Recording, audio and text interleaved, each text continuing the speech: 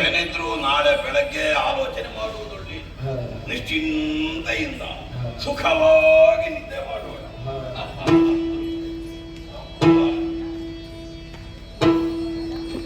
ಅಲ್ಲ, ನಾನು ಯೋಚಿಸುವುದು ನಮ್ಮ ರಾಜಕನನ್ನೇ ಕೊಲ್ಲಬೇಕು ಅಂತಾದ್ರೆ ಆ ಹುಡುಗರ ಧೈರ್ಯ ಎಷ್ಟು?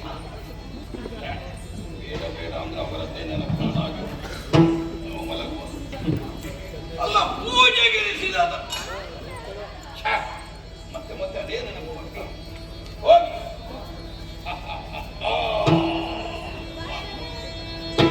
ಈ ಪರಿಯಣಲು ಭಯನೋ, ಈ ಪರಿಯಣಲು ಭಯದೋ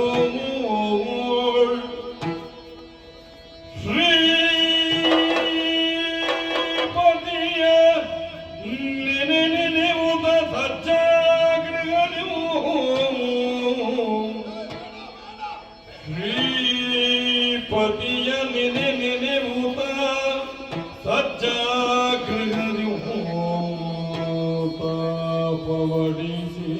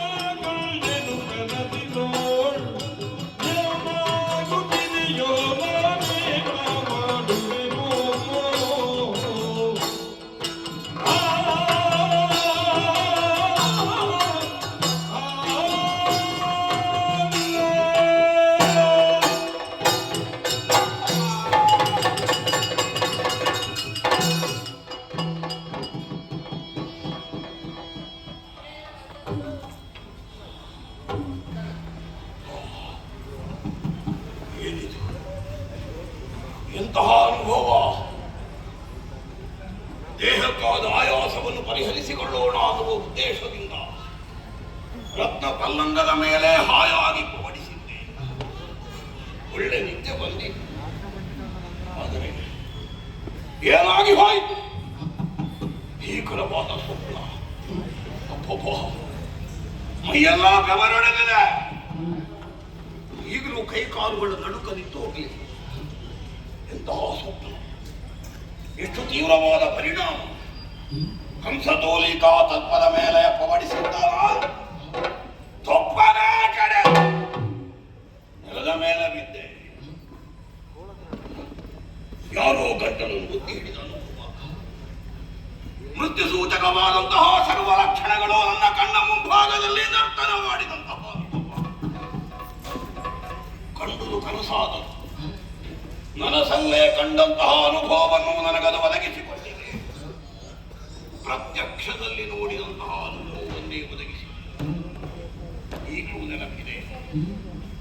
ನೆತ್ತಿಯ ಮೇಲೆ ಎಳ್ಳೆಣ್ಣೆಯ ಲೇಪನವನ್ನು ಮಾಡಿ ಮೈಗೆಲ್ಲ ಮಣ್ಣನ್ನು ಲೇಪಿಸಿ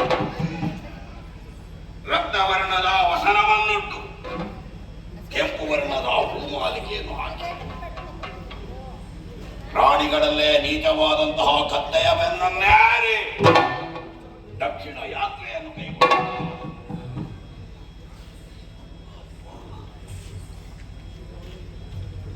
ಸದಾ ಕಾಲ ಪ್ರತಿದಿನ ಮಂಗಲ ನಿನಾದದ ವಾದ್ಯದಿಂದ ಎಚ್ಚರಗೊಳ್ಳುತ್ತಿದ್ದಂತಹ ಕಂಸ ಇಂದಿನ ದಿನ ಈ ಪ್ರಭಾತದ ಸಮಯದಲ್ಲಿ ಭೀಕರವಾದಂತಹ ಸ್ವಪ್ನವನ್ನು ಕಂಡನೆ. ಸ್ವಪ್ನ ಶಾಸ್ತ್ರಕಾರರ ಪ್ರಕಾರ ಶುಭಪ್ರದವಾದ ಫಲವನ್ನು ನೀಡುವಂತಹ ಕನಸಲ್ಲ ಇದು. ಕನಸು ಒಬ್ಬ ವ್ಯಕ್ತಿಗೆ ಬದುಕಿನಲ್ಲಿ ಒದಗಬಹುದಾದಂತಹ ಪರಿಣಾಮವನ್ನು ಸೂಚಿಸುವುದಕ್ಕಾಗಿಯೇ ಒದಗುತ್ತದೆ. ಆ ದೃಷ್ಟಿಯಿಂದ ಗಮನಿಸಿದರೆ ಈಗ ನಾನು ಕಂಡಂತಹ ಸ್ವಪ್ನದ ಪರಿಣಾಮ ಯಾವುದು? ಯಾವನಿಗೆ ಸ್ವಪ್ನದಲ್ಲಿ ತೈಲಾಭ್ಯಂಜನದ ಅನುಭವವನ್ನು ಒದಗಿರುತ್ತದೆ, ಯಾವನು ಕೆಂಪು ವರ್ಣದ ಹೂವುಗಳನ್ನು ವಸ್ತ್ರಗಳನ್ನು ಧರಿಸಿಕೊಡ್ತಾನೆ, ಯಾವನು ಕತ್ತೆಯ ಬೆನ್ನನ್ನೇರುತ್ತಾನೆ, ತೆಂಕಣ ಯಾತ್ರೆಯನ್ನು ಕೈಗೊಂಡಂತಹ ಕನಸು ಯಾವನು ಕಾಣುತ್ತಾನೆ, ಅದೆಲ್ಲದಕ್ಕೂ ಫಲವೊಂದೇ ಮೃತ್ಯು, ಸಾವು, ಮರಣ. ಅಂದರೆ ನನಗೆ ಮೃತ್ಯು ಮರಣ ಅಯ್ಯಯ್ಯೋ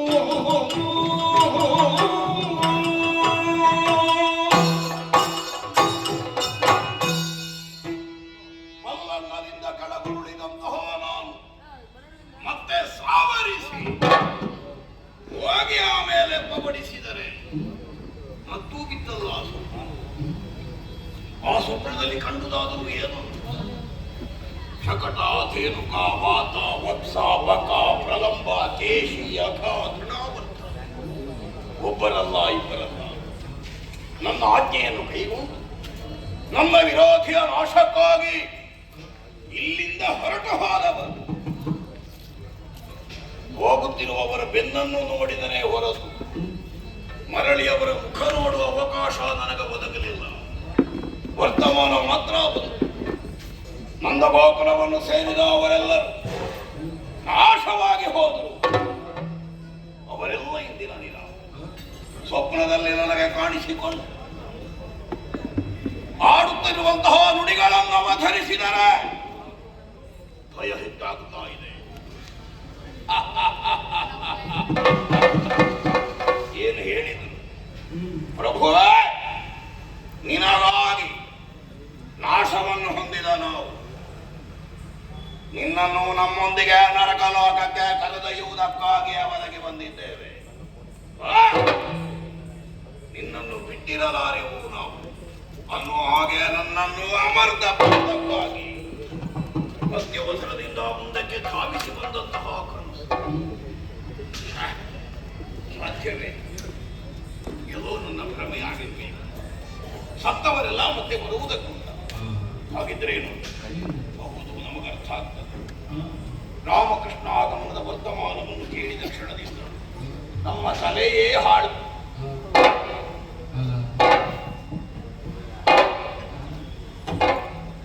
ತಲೆ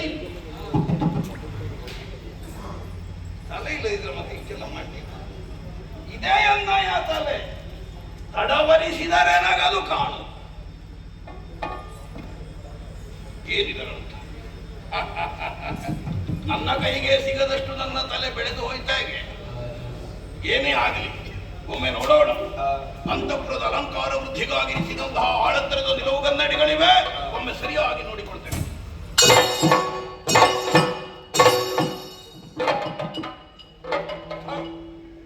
ಅದರಲ್ಲಿ ಧೂಳು ತುಂಬಿದ ಮುಖವೇ ಕಾಣ.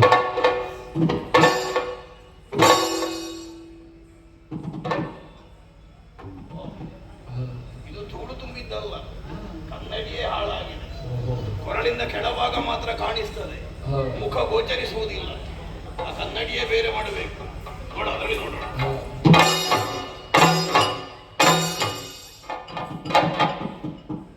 ಓಯ್, ಕನ್ನಡಿ ದೋಷ ಅಲ್ಲ ಇದು, ನೋಡುವ ನಮಗೆ ದೋಷ. ಕೊರಳಿಂದ ಕೆಳಭಾಗದ ಬಿಂಬ ಕಾಣಿಸ್ತದೆ, ಮುಖ ಗೋಚರಿಸುವುದಿಲ್ಲ. ಯಾವನಿಗೆ ದರ್ಪಣ ದರ್ಶನದಲ್ಲಿ ಮುಖ ಕಾಣಿಸುವುದಿಲ್ವೋ, ಯಾವನಿಗೆ ಸ್ವಪ್ನದಲ್ಲಿ ಪ್ರೇತ ದರ್ಶನ ಆಗುತ್ತದೆಯೋ ಅಂತವನು ಪ್ರೇತರಾಜನ ಅರಮನೆಯನ್ನು ಸೇರುವ ಕಾಲ ಸನ್ನಿಹಿತವಾಯಿತು ಅಂತಲ್ಲ.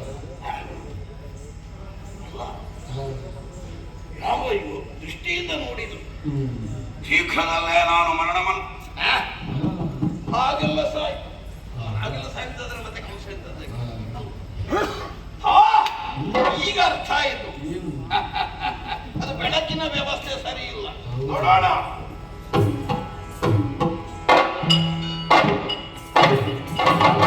ಉರಿಯುವುದು ಒಂದೀಪವು ಇದು ಎರಡಾಗುತ್ತ ಕಾಣುತ್ತಿದೆ.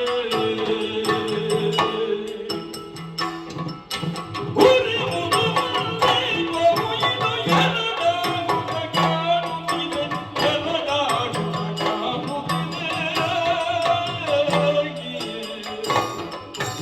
ಅರಮನೆಯು ಈಗಿನ ಹರಿಮೆಯ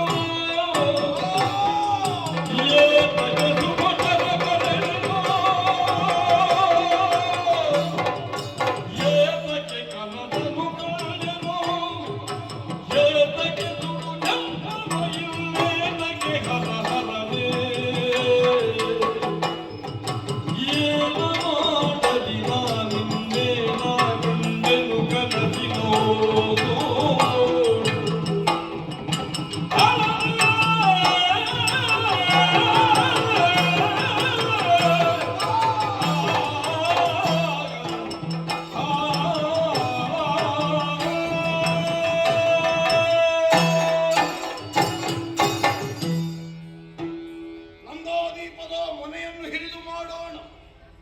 ಈ ಉದ್ದೇಶದಿಂದಲೇ ಕಿರುಬೆರಳಿನಿಂದ ಅದನ್ನು ಮೀಟಿದರೆ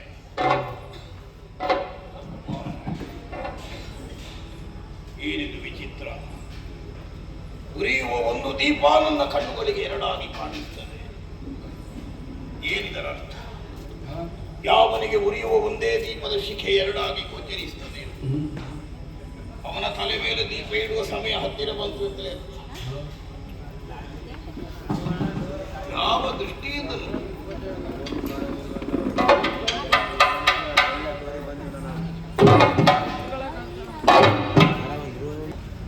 ನಮಗೆ ಗೊತ್ತಿಲ್ಲದೆ ಅವಳಿಗೆ ಬಂದ. ಇಷ್ಟೆಲ್ಲ ಅನರ್ಥಗಳಾಗುವುದಕ್ಕೆ ಕಾರಣ ಅವನೇ ಇರಬೇಕು. ಕಾಣಿಸ್ತಾ ಇದ್ದಾನೆ ಅಲ್ಲಿ ವೇಣುಗಾನ ವಿಹಾರನಾದಂತಹ ಕೃಷ್ಣ ನಮ್ಮ ಅಂತಃಪುರದಲ್ಲಿ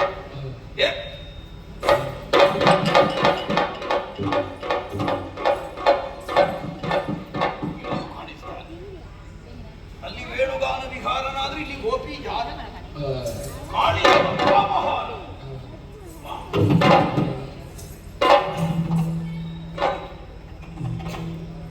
ನನ್ನ ಅಂತಃಪುರದ ತುಂಬೆಲ್ಲ ಕೃಷ್ಣನ ಸ್ವರೂಪವೇ ಗೋಚರಿಸ್ತಾ ಇದೆ. ಹೇಗೆ ಸಾಧ್ಯ ಆಯಿತು? ಅರ್ಥವಾಯಿತು. ತಂಗಿಯ ಮಕ್ಕಳು ಅನ್ನುವಂತಹ ಭಾವದಿಂದ ನಾನು ಬರೆಸಿಕೊಂಡೆ. ಆದರೆ ಅಷ್ಟಕ್ಕೆ ಅವನದ್ದಾದ ಸಾಮರ್ಥ್ಯ ಮಿತವಾದದ್ದಲ್ಲ ಅಂತ ನಮಗೀಗ ಅರ್ಥವಾಗಿದೆ. ಥರೆಯೋಳ್ಬಲು ನಾಟಕಧಾರ ಕೇಳಿದ್ದೇವೆ ಅವನ ಬಗ್ಗೆ. ಯಾವುದೋ ಒಂದು ಉದ್ದೇಶಕ್ಕಾಗಿ ತನ್ನದ್ದಾದಂತಹ ಕಾರ್ಯವನ್ನು ಸಾಧಿಸಿಕೊಳ್ಳುವಲ್ಲಿ ಭಿನ್ನ ಭಿನ್ನವಾದಂತಹ ಸ್ವರೂಪದಿಂದ ಆಕೃತಿಯಿಂದ ಈ ಥರೆಯಲ್ಲಿ ಅವ ಹಿಡಿದು ಬಂದ ಮಾಡುವುದನ್ನು ಕೇಳಿದ್ದೇವೆ. ಮತ್ಸ್ಯಾವತಾರವನ್ನು ತಳೆದನಂತೆ, ಕೂರ್ಮನಾಗಿ ಬಂದನಂತೆ, ವರಾಹನಾಗಿ ದುರುಳನನ್ನು ಕೊಂದನಂತೆ, ನರಸಿಂಹನಾಗಿ ಒಂದು ಬಾಲಕನನ್ನು ರಕ್ಷಿಸಿದ, ವಾಮನನಾಗಿ ಬಲಿಯನ್ನು ಪಾತಾಳಕ್ಕೆ ತಳ್ಳಿದನಂತೆ, ಭಾರ್ಗವನಾಗಿ ದುಷ್ಟಕ್ಷತ್ರಿಯನ್ನು ಸಂಹಾರ ಮಾಡಿದನಂತೆ, ರಾಮನಾಗಿ ಈ ಧರೆಯಲ್ಲಿ ವ್ಯವಹರಿಸಿದನಂತೆ. ಈಗ ಮನೆ ಹಾಗಿದ್ರೆ ನನ್ನ ಮರಣವನ್ನು ನಾನೇ ಆಹ್ವಾನಿಸಿದ ಹಾಗಾಯಿತು. ಕಪಟ ನಾಟಕಧರನಾದಂತಹ ದೂರದಲ್ಲೇ ಇರುತ್ತಿದ್ದಾರೆ. ಒಂದು 4 ದಿನ ಆದರೂ ನನಗೆ ಹೆಚ್ಚು ಆಯುಷ್ಯ ಉಳಿಯುತ್ತಿದ್ದೋ ಏನೋ. ದಾರಿಯಲ್ಲಿ ಸಾಗುತ್ತಿರುವಂತಹ ಮಾರಿಯನ್ನು ನಾನೇ ಕರೆದ ಹಾಗೆ, ನನ್ನ ಮೃತ್ಯುವನ್ನು ನಾನೇ ಬರೆಸಿಕೊಂಡ ಹಾಗಾಗಿ ಹೋಯಿತೆ.